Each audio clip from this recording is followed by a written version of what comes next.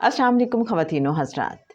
जनाब सैयद सरफराज अहमद शाह साहब की किताब जहान फ़कीर, दिल की गहराइयों से निकली रूहानी गुफ्तगू। रुखसाना बशीर आपकी खिदमत में हाजिर हैं और दरूद पाक के हवाले से आज एक सवाल और जवाब हम आपके साथ शेयर करने जा रहे हैं। रेफरेंस के लिए बताती चलूँ, पेज 189 ऑफ जहान फ़कीर।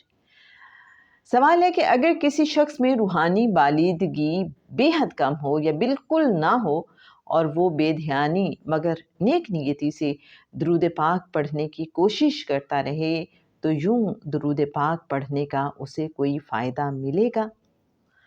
आइए देखते हैं कि जनाब सैयद सरफराज अहमद शाह साहब क्या फरमाते हैं।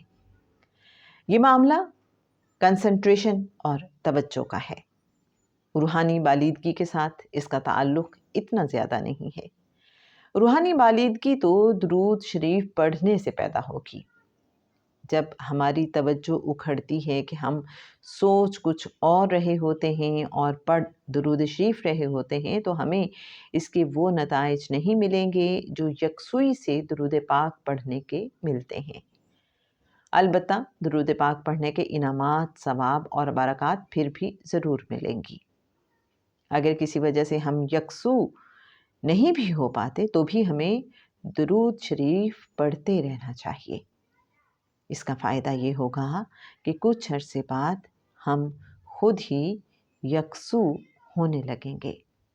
अगर तवज्जो दुरूद पाक पढ़ने पर ना मरकूज़ होती हो, तो इसका आसान हल ये है कि हल्की आवाज़ में दुरूद पढ़ें और वो आवाज़ खुद सुने कि हम पढ़ क्या रहे हैं। यूं ख़यालात की यलगार रुक जाएगी। इसी तरह नमाज में यकसुई के हुसूल के लिए विस्पर की सूरत नमाज में तिलावत की जाए, इतनी आवाज़ कि आप सुन सकें। इसी तरह तिलावत कुरान करते हुए अगर अपनी आवाज़ खुद सुनेंगे, तो यकसुई और तवज्जो हासिल हो जाएगी।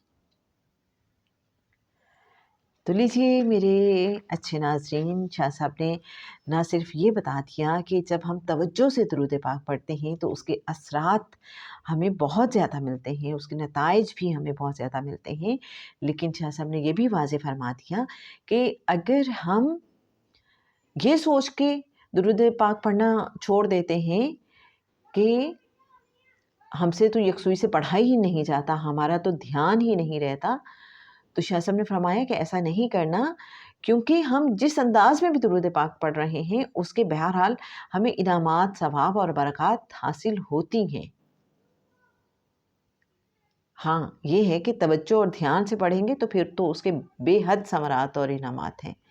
और फिर शाह साहब ने ये भी फरमाया कि यकसुई हमने कैसे हासिल करनी है। अगर हम चाहते हैं कि कंसंट्रेट कर पाएँ जब हम दुरूद पाक पढ़ रहे हैं, हमारा ध्यान इधर ही रहे, तो हल्की सी आवाज़ में दुरूद पाक पढ़ लें। सरगोशी वाला जो अंदाज़ होता है कि हम खुद अपनी आवाज़ को सुन सकें। इसी तरह से कुरान पाक पढ़ते हुए भी, अगर हम नमाज़ पढ़ते हुए भी अगर हम हल्की सी आवाज़ के साथ उसको पढ़ेंगे, तो हमारी तवज्जो भटकेगी नहीं।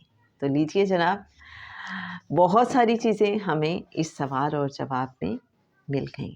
यकसुई का भी तरीका मिल गया और दुरूद पाक को पढ़ने का भी आसान तरीका और तवज्जो बरकरार रखने का भी हमें नुस्खा हाथ आ गया। आज के लिए बस इतना ही। रुखसाना बशीर को इजाज़त दीजिए। अल्लाह हाफ़िज़।